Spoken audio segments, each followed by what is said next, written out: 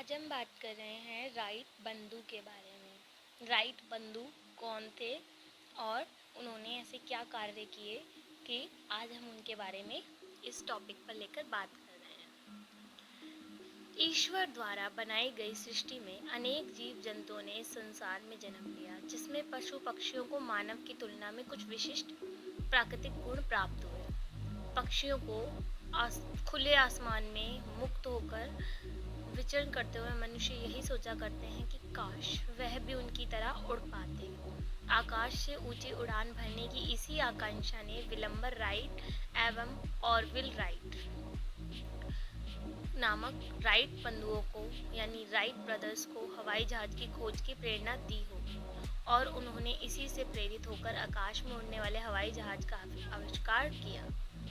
America निवासी विलंबर right और Orville right दोनों ही सगे भाई थे। विलंबर का जन्म 16 अप्रैल 1867 को इंडियाना में, जबकि ऑरविल राइट का जन्म डेटन ओहियो में 19 अगस्त 1971 में हुआ था। उनके पिता मिल्टन राइट चर्च में काम करते थे, जो 1878 में पादरी भी बने थे।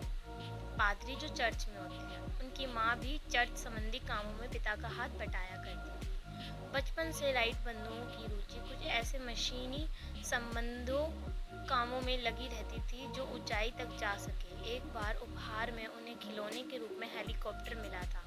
बस फिर क्या था, दोनों भाइयों ने इस तरह हेलीकॉप्टर बना डाले जो कॉर्क, बांस और कागज के द्वारा बनाए गए थे। दोनों भाई स्वभाव से एक दूसरे के विपरीत थे। विलंबर एकांत प्रिय मितभाषी थे तो ऑरविल बातूनी और सामाजिक थे।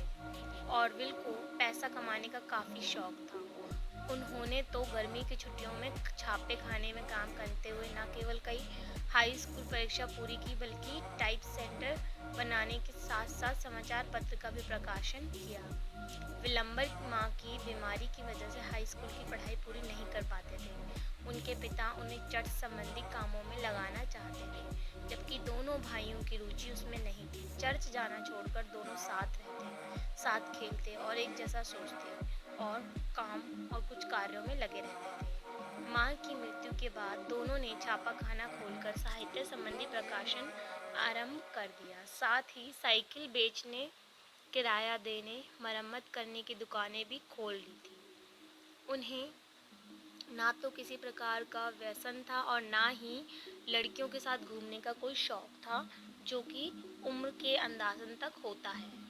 इसी बीच उन्हें ज्ञात हुआ कि 9 अगस्त 1896 को जर्मनी के ऑटो लिलिनथाल नामक यांत्रिक इंजीनियर द्वारा बनाए गए हैंग ग्लाइडर के माध्यम से आकाशीय उड़ान में उनकी मृत्यु हुई। बस फिर क्या था, राइट बंधुओं यानी राइट ब्रदर्स ने ऐसा हवाई जहाज बनाने का प्रयास शुरू कर दिया जो कि हवा से भारी हो, उसमें इंजन प्रोपेलर लगे हों, वह आदमी सहित आकाश में उड़ सके।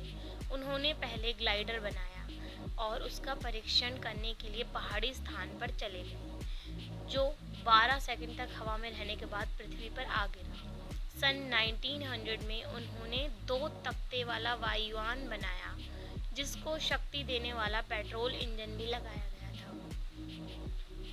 एक भाई निचले हिस्से में बैठकर नियंत्रण का प्रयास करता था। उड़ान भरते समय उन्हें पता लगा कि पंखों का आकार ठीक नहीं। उन्हें विंडनेल का सिद्धांत भी समझ में आ गया था। अनेक असफलताओं के बाद राइट ब्रदर्स ने फ्लायर जहाज बनाया, जिसके पंखों का आकार 400 वर्ग फीट था।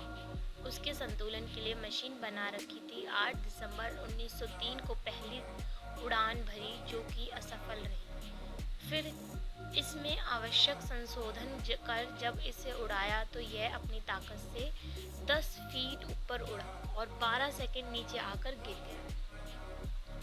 जहाज से उड़ने और उतरने के बीच 100 फीट की कुल उड़ान नापी गई। इस ऐतिहासिक उड़ान को देखने के लिए बुलाने पर भी सिर्फ 5 वयस्क, 2 बच्चे और एक कुत्ता था। पत्रकार आ रहे थे कि रास्ता भटक गए। इसके बाद फ्लायर जहाज ने 4 बार सफल उड़ान भरी, लेकिन हवा के झोंके ने आकार ऐसा उल्टा कि किसी काम का नहीं रहा। 1904 में एक ऐसा हवाई जहाज बनाया जो न केवल मुड़ सकता था बल्कि वह 3 मील यात्रा तय कर चुका था। इसके बाद वह 85 किलोमीटर दूरी तक भी चलकर गया था। 1908 में परीक्षण के दौरान दुर्घटना का सामना करते हुए उन्होंने परीक्षण जारी रखा। 1909 तक हवाई जहाज की फैक्ट्रियां अमेरिका में स्थापित कर ली।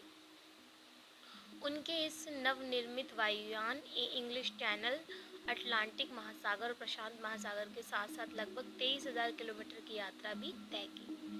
बायर्ड ने तो उत्तरी और दक्षिण ध्रुव की यात्राएं वायुयान द्वारा ही तय करके क्षमता का परिचय दे दिया। वायुयान की खोज के बाद एक नए युग की शुरुआत हो चुकी थी। विश्व में एक क्रांति आ चुकी थी। राइट बंधु घर गृहस्थी में सुखपूर्वक जीवन व्यतीत कर रहे थे कि छोटा भाई विलंबर टाइफाइड का शिकार हो गया और 29 मई 1912 को उसका असमय प्राणांत हो गया। बूढ़े पिता मिल्टन राइट ने विलंबर की अंतिम क्रिया करते हुए उसकी विलक्षण प्रतिभा, परिश्रमशीलता पर गर्व करते हुए बड़ा दुख जताया। इसी बीच ऑरविले अकेले रह कर अपनी प्रयोगशाला में हवाई जहाज में लगातार सुधार करते रहे। विलंबर के देहांत के बाद वो भी भीतर से टूट चुके थे। ऑरविल जहां हवाई जहाज के आविष्कार से जितने प्रसन्न थे उतने ही वे दुखी हो गए जब प्रथम विश्व युद्ध में हवाई जहाज़ों ने विनाशकारी बम ले जाकर मानव के विरुद्ध ही उसका इस्तेमाल होने लगा था। अंतिम समय तक कार्य करते हुए ऑरविल को प्रयोगशाला में दिल का ऐसा दौरा पड़ा कि 30 जनवरी 1948 को उनके प्राण पखेरु उड़ गए, यानी उनकी मौत हो गई। उनकी शव यात्रा पूरे सैनिक सम्मान के साथ 4 जेट विमानों की गड़गड़ाहट के साथ निकाली।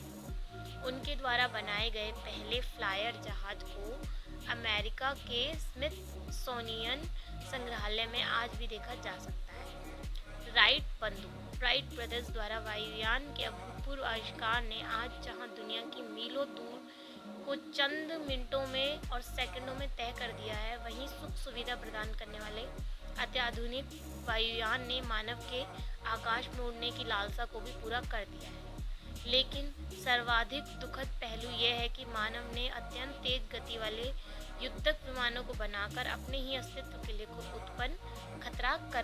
खतरे को उत्पन्न कर लिया है। जो भी हो, इन अमेरिकी भाइयों ने कल्पनाशील और परिश्रम से दुनिया को महान देन दी है। तो इनके मन में जज्बा था, जोश था, इसीलिए इन्होंने अपने आप को अपनी ज़िंदगी में आगे बढ़ाया और अपने सपने को साकार करने की हिम्मत और ताकत को लाया। और आज जब उन्होंने अपने सपने को साकार कर लिया था तो दुखद बात ये रही कि वो खुद उस चीज़ का आनंद लेने के लिए, उस चीज़ की मतलब जो होता है कि वो चाहते थे कि हम इस चीज़ को अपने आप पर भी, अपनी लाइफ में भी ले के आ पाएँ, तो वो चीज़ नहीं कर पाए। इस चीज़ का दुख रहा।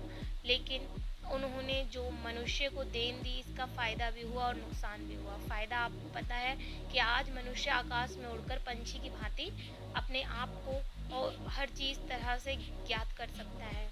और नुकसान ये हुआ कि आज मनुष्य लाचार है इस तरह से कि उसने इतने ज़्यादा मतलब युद्धक विमान बना लिए, लाइक वो जो फाइटर विमान होते हैं उनके जो आज हम नुकसान उठा रहे हैं वो सिर्फ एक इंसान ही जानता है। आज हम बहुत ज़्यादा मतलब इंसान के लिए एक सबसे बड़ा खतरा बन चुका है। जैसे आप एरोप्लेन से आज लड़ सकते हैं, हेलीकॉप्टर से आप युद्धों में उनको यूज़ कर सकते हैं। इस तरह से आज वो विमान हमारे लिए नेगेटिव भी साबित हो रहे हैं और पॉजिटिव भी। तो बस हमारा नज़रिया पता चलता है कि हम किस तरह उन्हें यूज़ कर रहे हैं।